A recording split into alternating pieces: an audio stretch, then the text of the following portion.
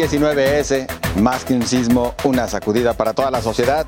Y después de ello, la guerra de promesas y buenas intenciones de los partidos políticos. Los desaparecidos de Ayotzinapa, 3 años y nada. Y además, en el ámbito internacional, Alemania, el viraje hacia la derecha, hoy en controversia.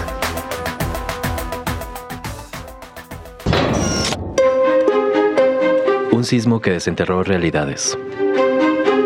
El sismo del 19 de septiembre pone en evidencia la solidaridad, valentía y dignidad de los ciudadanos, pero también la falta de vinculación entre autoridades y sociedad. El temblor frena de manera momentánea las aspiraciones políticas de Miguel Ángel Mancera, quien desconoce la fecha en que dejará el gobierno de la Ciudad de México. Los gobiernos y partidos tratan de llevar agua a su molino. El gobernador de Morelos, Graco Ramírez, fue acusado de guardar la ayuda.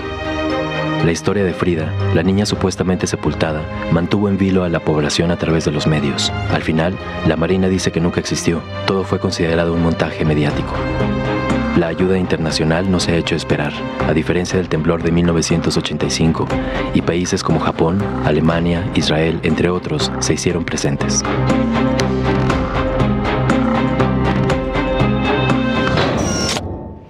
Y justo la semana pasada tuvimos oportunidad de platicar acerca de este tema. Apenas había ocurrido este lamentable hecho, este sismo. Se conocían los primeros resultados, el impacto del mismo, y además también se recibía la solidaridad de la comunidad internacional. Saludo a mis compañeros que hacen posible este espacio. Sonia Serrano, buenas noches. Muy buenas noches. Julio Ríos. Buenas noches, José Ángel. Jaime Barrera. José Ángel, buenas noches.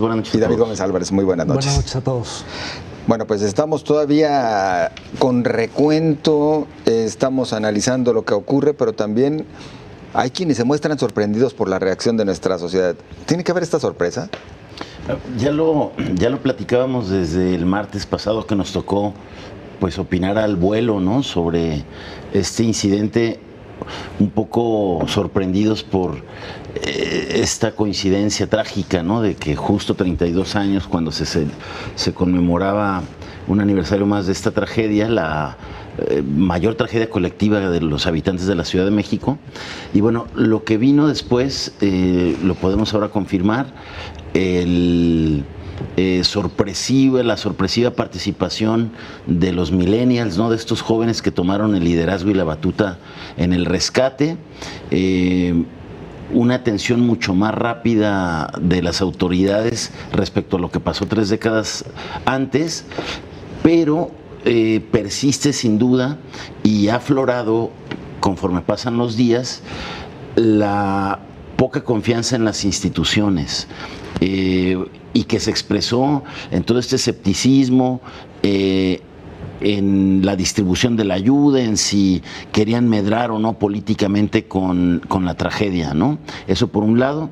Por otro, creo que también conforme pasaron los días nos dimos cuenta de otro dato importante, cómo persiste la corrupción en temas de construcción, en temas de especulación inmobiliaria, al aparecer entre los edificios colapsados, algunos que fueron construidos menos de un año atrás, lo que te habla de que sigue, pese a la elección que hubo en el 85, sigue ese tema de la corrupción en la cuestión de permisos, ¿no? Expertos dicen, a ver, si se hayan seguido las exigencias que se fueron diseñando después de aquella tragedia, los edificios debían haber soportado un sismo incluso de mayor magnitud, ¿no? Entonces habrá que en su momento hacer las investigaciones, porque se sigue demostrando que una tragedia crece más por asuntos de corrupción. Justo minutos antes de arrancar este espacio en controversia, hubo un mensaje del presidente de la República la noche de este martes, y en el cual sobre todo trató de hacer referencia a los esfuerzos que están haciendo por parte de la sociedad y el gobierno en conjunto, tratando de sacar adelante y de iniciar inclusive ya con la reconstrucción. Un mensaje que suena incluso, no sé si a desesperado, David, por parte de las autoridades. Bueno, yo creo que poco a poco las autoridades, el gobierno está tomando las riendas de la ciudad y de todas las zonas afectadas.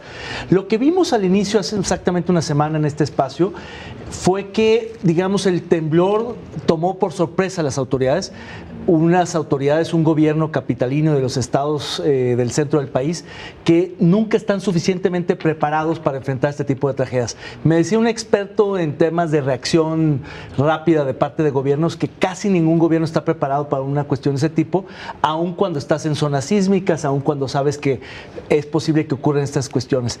Lo primero que vimos fue una irrupción ciudadana que se organizó rápidamente y que rebasó a las autoridades en términos de los rescates, de los acopios de apoyos y demás. Ahora lo que estamos viendo es un repliegue un poco de la sociedad, todavía no completamente, pero sí un regreso o una participación mucho más activa y organizada de parte de los gobernantes. Y eso tiene que ver con dos cuestiones. Una, que ya reaccionó el gobierno, que la furia en contra del gobierno también está cediendo un poco, pese a algunos con actos de violencia, agresiones que ha habido algunas autoridades. Y dos, que el gobierno ya está reaccionando. Básicamente el anuncio del presidente Peña Nieto tiene que ver con los apoyos federales de las distintas agencias que ya están coordinadas para la reconstrucción. De hecho, él declara ahorita que entramos a una fase de reconstrucción a una semana del sismo y ya las labores de rescate empiezan a ceder, ya hay pocas posibilidades de encontrar gente con vida y entonces vamos a pasar a una etapa donde el gobierno empieza un poco a asumir las riendas del asunto, pero lo que queda claro es que la ciudadanía durante estos últimos 7 días ha tomado liderazgo y ha tomado la iniciativa y ha tomado muchos de los riesgos frente a las autoridades. Lo que va a pasar con la sociedad en los siguientes días está por verse. En la Ciudad de México, por ejemplo, acaban de anunciar un movimiento que se llama Ciudadanía 19S, que resulta de verificado ese 19S y que tiene que ver con una red impresionante de organizaciones de la sociedad civil que en 3 días hicieron una plataforma de semaforización para la distribución y verificación de la ayuda y los apoyos, mucho más efectiva que el C5, que ha tenido una inversión de muchos millones de pesos y que hoy la gente está confiando mucho más en la página de verificado 19S que en los reportes que emite C5. Sonia, ¿el despertar de la sociedad? Yo siempre he creído que la sociedad se mueve, lo que pasa es que se mueve en función de determinados intereses que te afectan directamente y lo hemos visto en muchísimos aspectos, es decir, por ejemplo, vemos en algunas obras que afectan a las personas, en el tema, por ejemplo, de despojo en casos de mineras, en el caso de las talas de árboles. Me parece que cada vez hay como mayores posibilidades de estructurar de la sociedad. Quizá esto, como es algo mucho más grande, implicó una movilización más grande de la sociedad.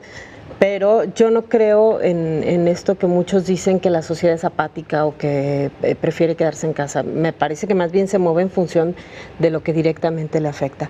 Por supuesto que ha sido sorpresiva. Creo que también tiene que ver con que estamos en un momento en donde las vías de comunicación y la creación de este tipo de plataformas o de coordinaciones es mucho más fácil. Vimos, por ejemplo, que muchos de los centros de acopio o la mayor parte de los centros de acopio en el país los organizaron ciudadanos, aunque sigue habiendo los institucionales, puede ser. Y que además estos intentos que hubo de algunos de los gobiernos de los estados de tratar de controlar la ayuda, fueron perfectamente detectados también justamente por la posibilidad que dan las medidas de comunicación. Ahora, creo que si bien es cierto, se dio este momento de conjunción sociedad, autoridades y de mayor confianza, como dice David, con las autoridades, yo creo que esto va a volver a caer. ¿Por qué? Porque las posibilidades de reconstrucción van a ser muy lentas. Es decir, los daños que dejó este sismo fueron pues extraordinarios. Estamos hablando de miles de millones de pesos y normalmente lo que empieza a suceder es que las reconstrucciones se van a las obras públicas, es decir, a las calles, a los puentes, a todo lo que tenga que ver con infraestructura. Y ya el detallado del daño que sufre cada persona, eso es ayudas a largo plazo o la mayor parte de la carga sigue quedando en el ciudadano y es cuando empieza a generarse otra vez este rompimiento entre autoridades que se va a dar. Creo que debemos esperarlo.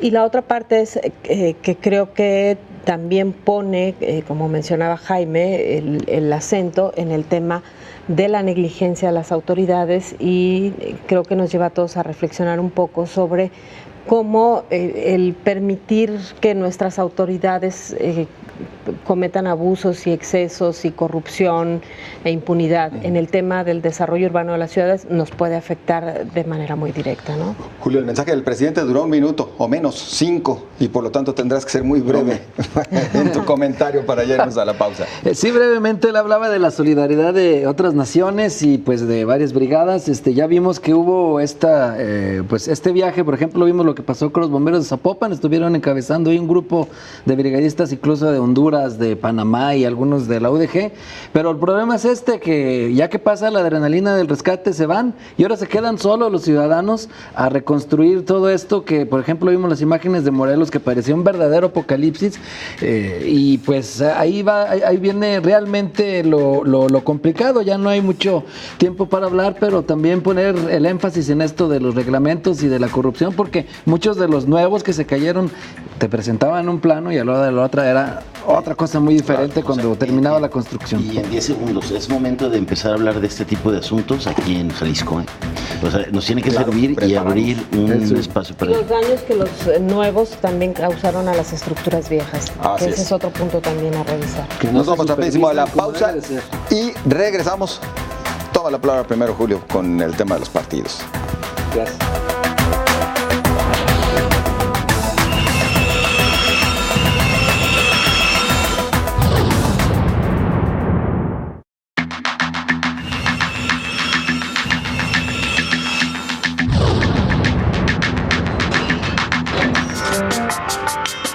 Sismo económico de los partidos. Para las elecciones de 2018 se contemplan 6.778 millones de pesos para el financiamiento de partidos políticos y candidatos independientes. Tras el sismo del pasado 19 de septiembre, diversas voces de la sociedad exigieron que esos recursos se destinen para la reconstrucción. El líder de Morena, Andrés Manuel López Obrador, habló de donar un 10%. El PRI reviró con un 25%, que ya renunció, y luego Movimiento Ciudadano con una promesa para 2018 del 100%. Al principio, el INE dijo no a las donaciones, pero posteriormente cambió de opinión y señaló que hay caminos para ello. La Constitución, como la Ley General de Partidos Políticos, prohíbe los recursos para fines no partidistas. En caso contrario, incurren en una falta. Y ya en estas vencidas, pues estamos a ver en quién da más. El PRI propone, luego Morena le sube, el Frente le agrega y así nos la llevamos, Julio. Mira, ya es estéril decir quién fue primero, quién no. Bueno, sabemos que salió primero de Morena y que el PRI luego con una hipocresía grandísima también se suma esto. Digo hipocresía porque ellos tienen el grifo y no solo el grifo, el tinaco del dinero federal, todo para servirse con la cuchara grande. Les duele, de todas maneras. Claro que les duele. No digo que no les duela. Por eso digo que hay hipocresía. Sí. Le tomaron cariño a sus exactamente. Si piensan que con eso en el 2018 van a sacar todos los votos que por ahora tienen perdidos, no creo tampoco. Y bueno, sí suena demagogia esto. Pero de todos, pero ojalá haya más demagogias de estas, porque la verdad que actualmente yo no veo ningún sentido en que los partidos políticos reciban financiamiento. Mucho se decía, no, que el financiamiento público, entre más les des para evitar el dinero sucio, de todos modos lo hay. Y claro que con esto de que de todos modos lo hay, no vamos a claudicar, hay que tener un sistema de fiscalización realmente efectivo, y claro que pueden, porque las autoridades tienen el conocimiento, la técnica y la estructura para poder hacer una fiscalización efectiva. Si no lo han hecho es porque hay vista gorda, y en ese sentido si se va a sostener los partidos con los recursos de sus militantes, lo cual yo veo con muy buenos ojos, o aportaciones de los funcionarios que emanen de ellos de elección popular, que haya una fiscalización efectiva para que no entre, suena a utopía, lo sé, pero eso sería lo sensato, y que las campañas pues ya se haga solamente con reparto de tiempos oficiales, redes sociales, y olvidémonos de mítines, de lonches, de brutsis, de todas esas cosas que la verdad ya no debería de existir. Yo soy de los que cree que ni un peso los partidos políticos, y si es demagogia, bendito sea Dios que haya de estas demagogias. Y el llegar inclusive a la propuesta de cero pluris, como ya lo hizo el PRI, Sonia. Yo lo que creo es que son en este momento propuestas parte de una especie de acto de campaña. Ya son campañas. Por supuesto, ya están metidísimos y después seguramente cuando suceda encontrarán alguna vía para ampararse o para algún resquicio legal para que esto no suceda.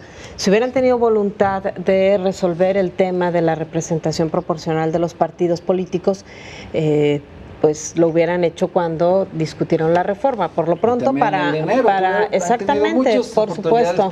Por eso te digo, sí les duele, aunque tengan la llave, por supuesto que les duele, no se quieren desprender del dinero. Y la prueba es el tema incluso en Jalisco, del sin voto no hay dinero, que primero dijeron que hasta 2019 y que ahora dicen que no, que ni en 2019, que seguramente hasta el siguiente proceso electoral. Entonces, claro que los partidos siempre están encontrando una manera de dar marcha atrás a estas decisiones o de encontrar el resquicio legal para que no suceda. Y en el tema de si tendría que empezar a revisarse, ya lo hemos discutido otras veces y ya se ha visto. Cada que hay una reforma electoral se vuelven a poner estos temas en la mesa y terminan por no darse, ¿no? Entonces, me parece que es solamente un acto adelantadito de campaña y que además en el tema de las pluris le sirve al PRI para presionar a los partidos políticos que andan coqueteando en las alianzas con otros. Y en este ¿quién da más, David? Bueno, pues ahora pareciera que están tratando solamente de exhibirse entre ellos, ¿no? Sí, yo creo que a mí me preocupa mucho y creo que es muy peligroso este debate, falso debate y esta puja demagógica, porque yo estoy en absoluto desacuerdo en que sea 0 pesos a los partidos políticos, porque no podemos pasar de un régimen de partidos de un subsidio altísimo a uno de 0 subsidio. Eso puede trastocar muchas cosas importantes. Los partidos tienen funcionarios, tienen compromisos, tienen deudas, tienen muchas cosas y para competir electoralmente tienen que tener recursos. ¿Con qué pagarían las campañas? Porque en la política nada es gratis. La tentación de recibir dinero ilícito, dinero del crimen organizado, sucede. de todos modos sucede, pero podría suceder más. Yo lo que creo es que debería reducirse en 50% y con eso tendrían campañas dignas con suficientes recursos, una fiscalización mucho más profunda y mucho más punitiva y regular mejor el financiamiento privado.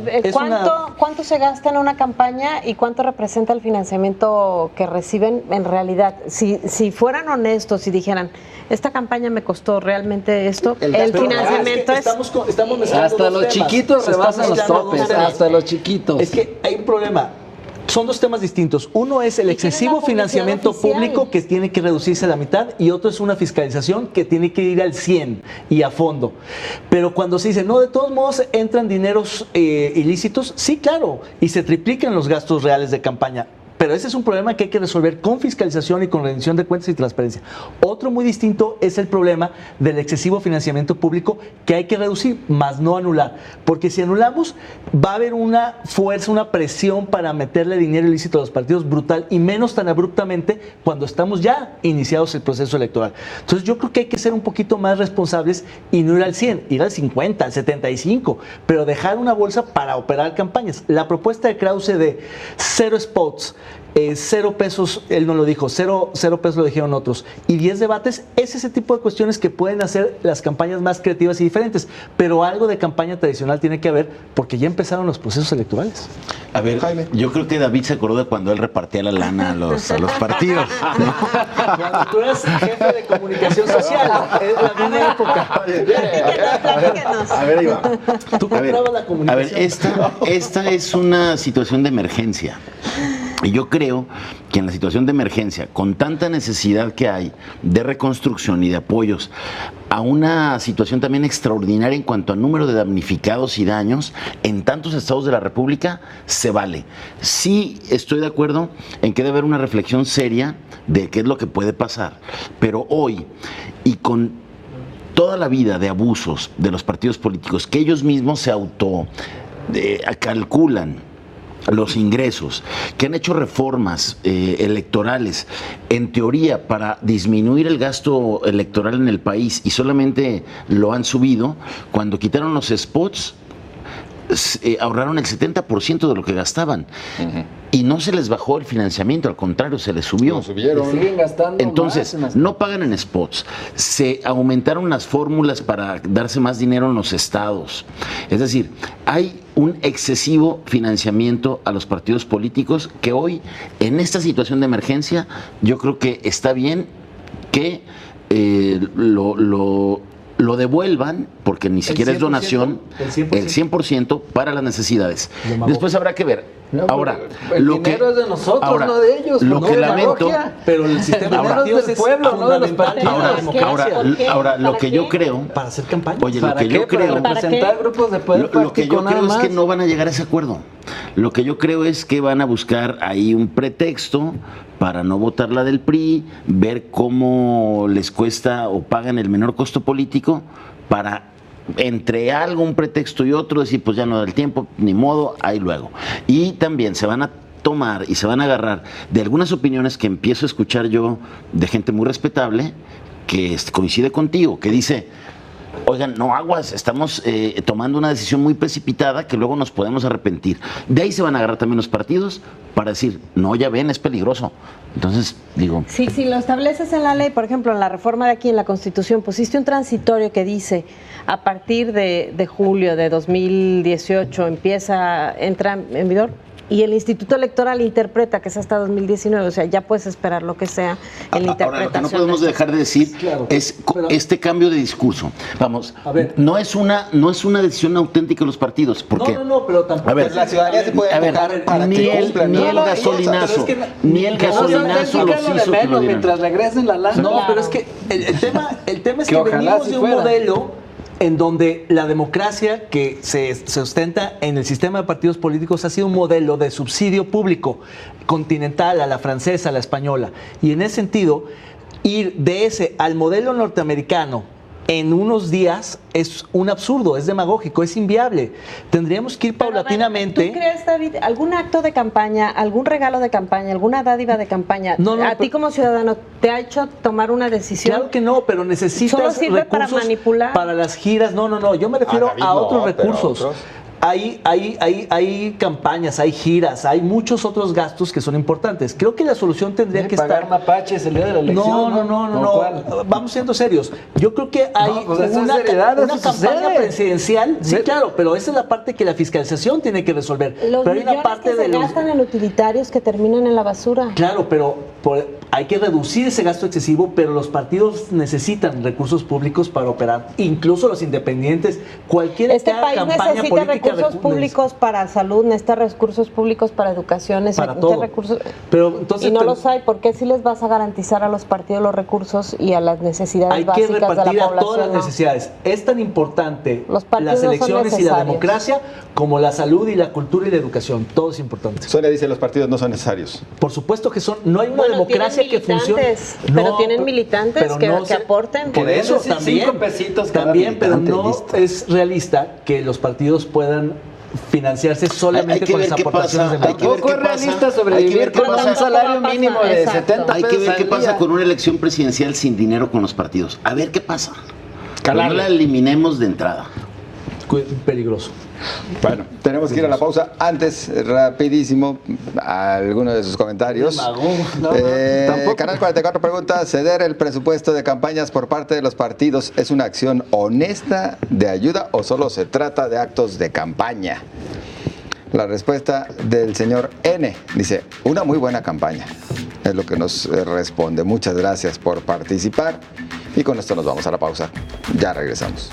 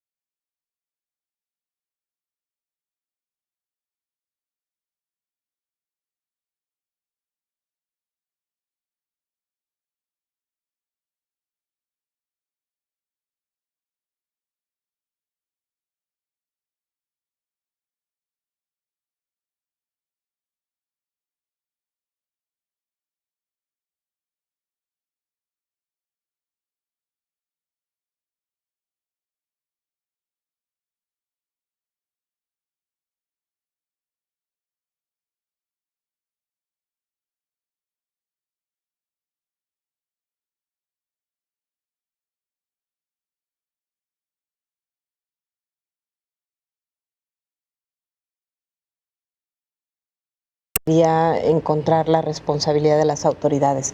Los padres sostienen que los militares participaron en el secuestro y desaparición por, al parecer, un tema de custodia de droga en la que se involucraría autoridades. Creo que es difícil pues sostener que esto fue lo que sucedió, pero creo que al menos una investigación sobre lo que sucedió sería muy sencillo, en virtud de que los mismos militares son quienes tienen la bitácora del movimiento y del trabajo que realizaron los elementos del ejército que estaban en esa zona.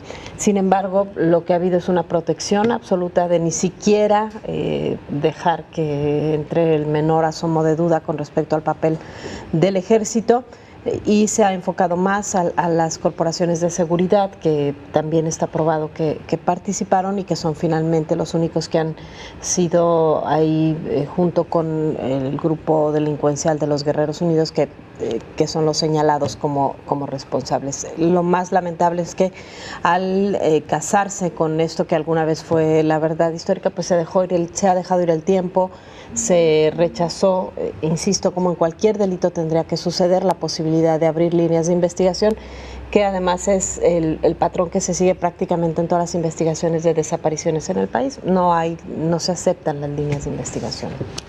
¿Y será algo que quedará así?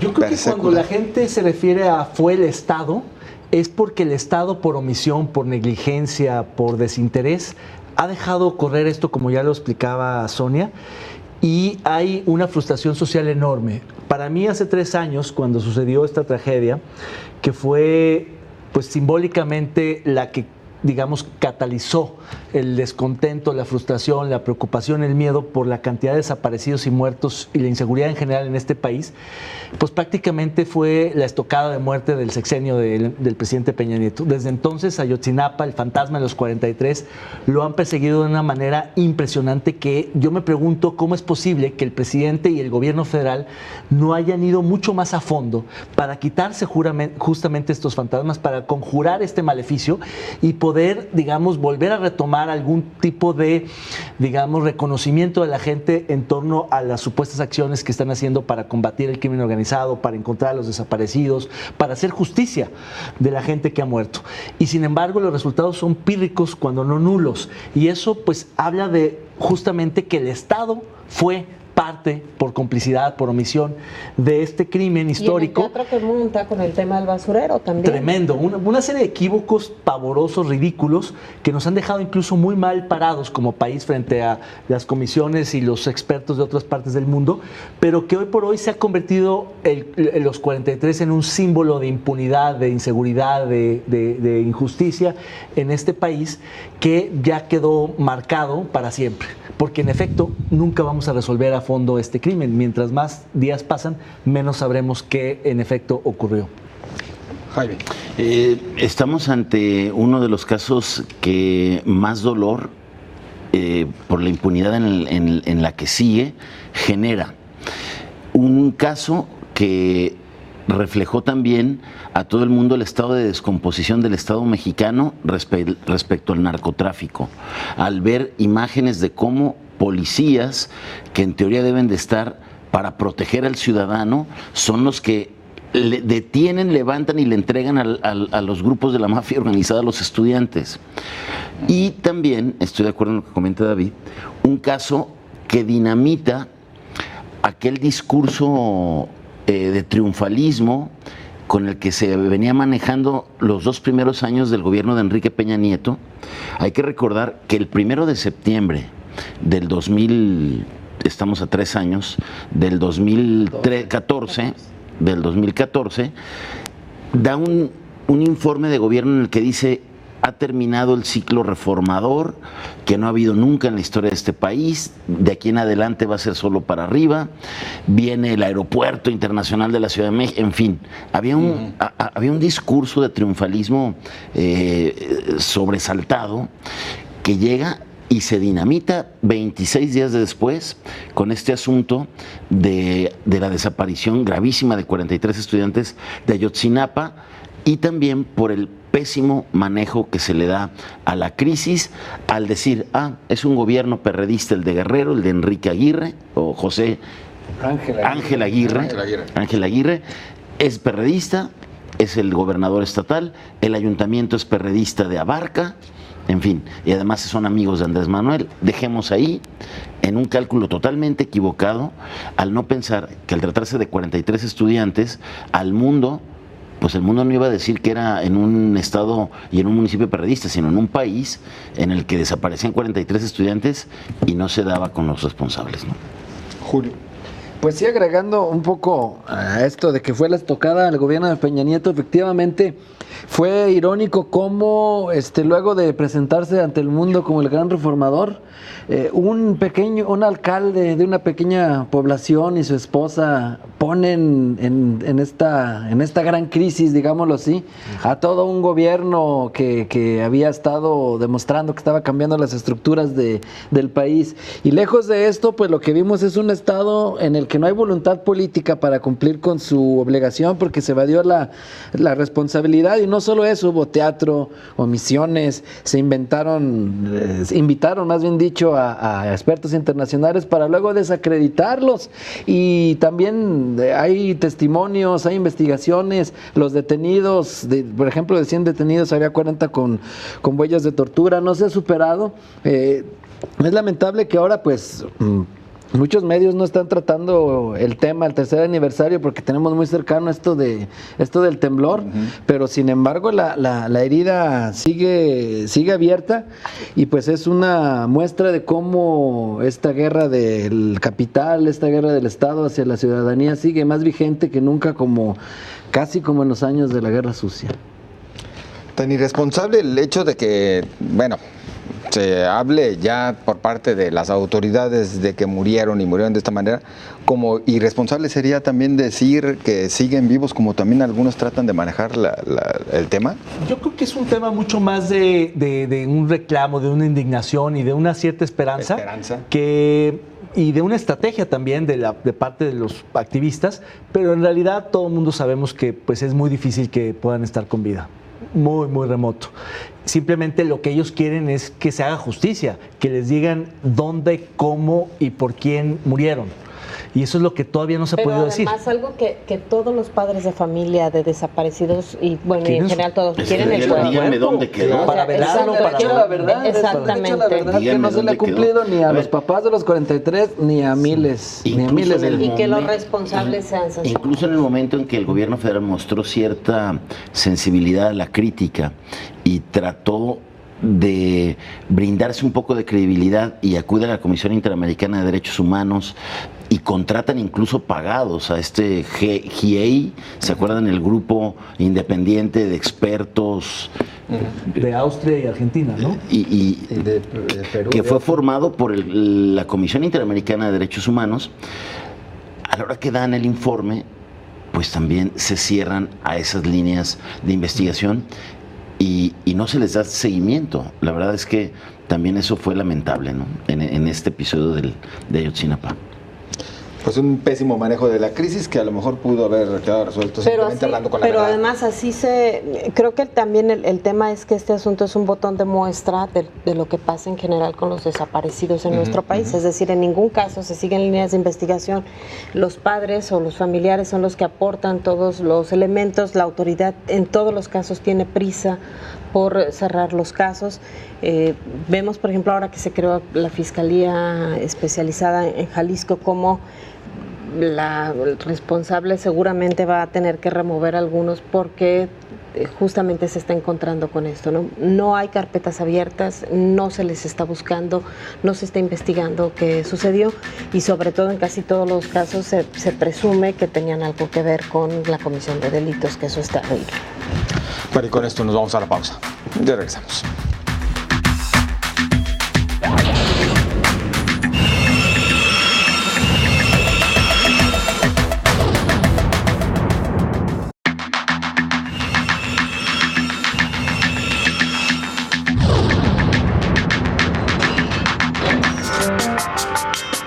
Alemania, el viraje hacia la derecha. Angela Merkel continuará por 4 años más.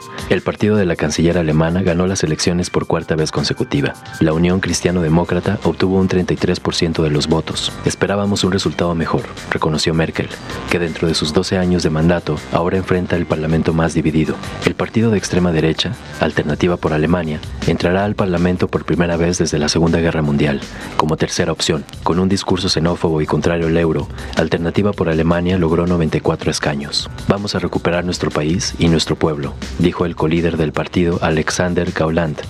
El ministro de Exteriores, Sigmar Gabriel, los consideró como verdaderos nazis. Vencedora sí, pero también la gran perdedora Angela Merkel, porque ahora tendrá que buscar hacer gobierno con 4 partidos y además perdiendo 1 millón de votos por algunas políticas migratorias y demás. Sí, yo creo que el mensaje es muy claro. Le dan todavía un voto de confianza, pero ya con muchas más dificultades para gobernar que en sus anteriores periodos. Y está obligada, porque hay una sola posibilidad, para hacer alianzas solamente con los liberales y con los verdes, porque inmediatamente después de las elecciones, los socialdemócratas de centro izquierda rompieron con la coalición y decidieron irse a la oposición para cerrar el paso a los ultraderechistas del partido Alternativa por Alemania. De tal modo que hay una sola opción. Antes había habido más opciones. Hoy es solamente con los liberales, con los verdes y con los propios demócratas cristianos, lo cual se le ha llamado la coalición Jamaica por los colores de los partidos, que son los mismos de la bandera de Jamaica.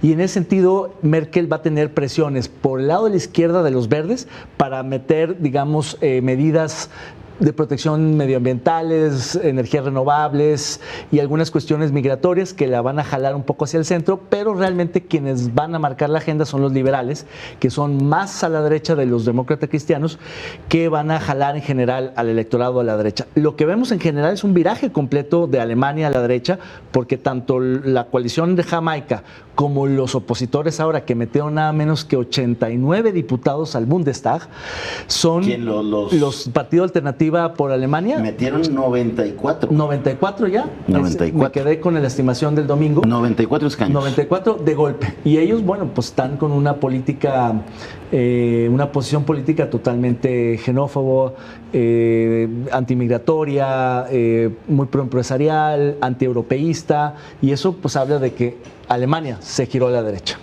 Y seguimos viendo justamente eso, cómo cada vez más naciones se ve que están tratando de cerrarse cuando se van a esta derecha extrema. A ver, la novedad también aquí la podríamos traducir en que Bush no está solo, ¿no?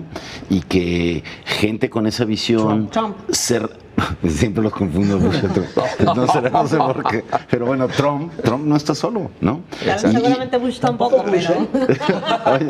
y hay corrientes muy similares que están contra la apertura, están a favor de la cerrazón, contra los migrantes, contra el diferente, son islamofóbicos, están contra estas visiones más globales, más abiertas, ven al inmigrante como señal de inseguridad, de violencia, y es lo que le están cobrando a Merkel en su núcleo duro, el cuestionar que en menos de 2 años haya 1 millón de refugiados en Alemania, y dicen es que es por su culpa, y la violencia, la inseguridad, la falta de empleos es por eso. Muy parecido al discurso de Trump. Entonces yo creo que sí es una amenaza a la democracia alemana, una amenaza a la convivencia alemana por los pasados y por el claro pasado nazi de esta agrupación política, y además por una cosa también que llama la atención. Este tipo de movimientos se daban en países que estaban de alguna manera en crisis económicas, y la verdad es que Alemania está pasando por un gran momento de bonanza económica, y que aún a pesar de eso surjan y se fortalezcan este tipo de grupos es de llamar la atención a todos, ¿no? Pero el empresariado da señales de intranquilidad y dicen que el país tiende hacia una parálisis, también es lo que vienen advirtiendo ellos. Así es, pero bueno, lo que llama la atención es eso, y creo que crecer de golpe este partido que nace apenas en el 2013 y en las elecciones pasadas no logró ni el 5% de la votación, que a la vuelta de menos de 4 años suba a casi 13%, te habla de cómo estas corrientes a las que se les vende una nueva política, porque este señor Alexander Gauland, que es uno de los líderes, porque hay otra chava más guapa que se llama, joven, se llama Alice Weidel, dicen, la gente lo que quiere es una política distinta, ¿no? Una política que se aparte del político tradicional. Hasta en Alemania se vio eso, ¿no? El domingo, y el que le fue mal también fue el de Francia, ¿no? Que también perdió ahí espacio en unas legislativas. Estamos viendo una nueva conformación global, Julio, más tendiente a la derecha.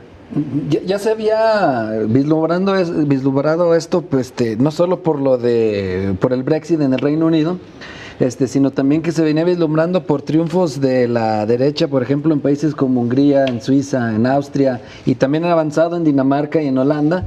Y pues ahora con este crecimiento de los neonazis, y también con lo que había pasado en este caso con Le Pen en Francia, que aunque pues terminó ganando en este caso Macron, fue más por el temor al crecimiento de esta derecha, pero a pesar de ello, pues todavía estas políticas antieuropeas no podrían todavía dañar, digamos, el proyecto europeo. A corto plazo no se ve viable que esto ocurra todavía, pero pues sí, sobre todo lo que sí se teme es el endurecimiento de las políticas antimigratorias, sobre todo porque se había venido dando más el flujo de migrantes africanos o del Medio Oriente, y sí, en Europa se está viendo este crecimiento que por ahora, insisto, no pone en riesgo el proyecto europeo. Yo creo que no solamente ha crecido la derecha y la extrema derecha, sino también algunos movimientos de izquierda y de extrema izquierda. Es decir, el común denominador de las nuevas fuerzas políticas que han irrumpido en Europa es un populismo tanto de derecha como de izquierda. Un populismo de derecho en Francia, en Alemania, pero un populismo de izquierda en Italia o en Grecia, donde en realidad lo que está ocurriendo y por lo que se parecen mucho es que, uno, están en contra de que se abran las fronteras, dos, quieren volver a las cuestiones locales, y que tiene mucho temor por el futuro y mucha nostalgia por el pasado. Ese es el común denominador de Brexit, de Hungría, de los Países Bajos y de la crisis finalmente, tanto de la socialdemocracia, que obtuvo la peor votación en la historia de la posguerra, como la democracia cristiana, que ya no le ajusta para gobernar sola. Es decir, los grandes partidos tradicionales están en crisis y estamos viendo que emergen estos populismos de uno y otro extremo que empiezan a irrumpir en la escena política europea e internacional. Sí, quizá en Alemania lo que más tendrá que preocupar que se trata de movimientos que ya existían o que siempre han existido con el tema de las cabezas rapadas, pero que socialmente habían sido muy contenidos por este temor de los alemanes de que surgiera sobre todo como un pasado vergonzoso ante el mundo. Era donde quizás se había contenido más, curiosamente. Todavía en otros países de Europa veíamos una presencia mucho más clara y sobre todo una participación política más activa. Por eso a mí sí me parece que es bastante preocupante que en Alemania cobre forma, porque había de verdad en cualquier espacio público una gran resistencia a que ese pasado nazi resurgiera. Y por supuesto que tiene que ver con este movimiento que se da en todo el mundo con respecto al tema de la migración, al tema de los atentados, y que han sido, pues desafortunadamente, muy bien capitalizados por estos partidos de extrema derecha, ¿no? Pues vamos rapidísimo porque hay algunos comentarios. Hay comentarios de ustedes acerca de los diferentes temas que hemos tocado aquí en controversia. ¿Es suficiente el actuar de las autoridades ante los sismos de la semana pasada o fue la sociedad civil la que realmente se organizó mejor? Las respuestas: Sergio Lugo dice: la sociedad puso el ejemplo de solidaridad. Maravilloso el pueblo mexicano. Muchas gracias, Sergio, por participar. Lugo, por cierto. Edgar: por supuesto que la sociedad ha hecho más. Lo del gobierno es lamentable. Si la gente lo olvida en las elecciones, merecemos lo que nos pase. Muchas gracias, Edgar. Ceder el presupuesto de campañas por parte de los partidos es una acción honesta de ayuda o solo se trata de actos de campaña. Miguel dice: gracias a ese financiamiento es por lo que el mejor negocio en este país es fundar un partido político. Gracias, Miguel, por participar. Luego de 3 años de la matanza de los 43 estudiantes de Ayotzinapa, si se le pregunta dónde quedaron los restos de los estudiantes, Robert Sandoval dice: en México no hay justicia para los 43, los periodistas, los desaparecidos y gente común. Nada más, dice, para los ricos y los políticos. Gracias, Robert Sandoval. Ileana Manjarres: todos sabemos lo indignante y deficiente que es nuestra ley, y es obvio que como hay nombres conocidos que están involucrados en este crimen de los 43, jamás se harán investigaciones al respecto, puesto que hay muchos intereses de por medio. Únicamente un levantamiento de Estado, quizá otra guerra. Gracias, Ileana, por participar. Juana Santillán dice: así va a seguir sin saber nada de los desaparecidos de Ayotzinapa, tema por mucho tiempo sin resolver. Muchas gracias por participar. Nos quedan algunas respuestas por compartir, pero nos tenemos que despedir. Muchas gracias. Muy buenas noches. Gracias, buenas noches. Pasará bien.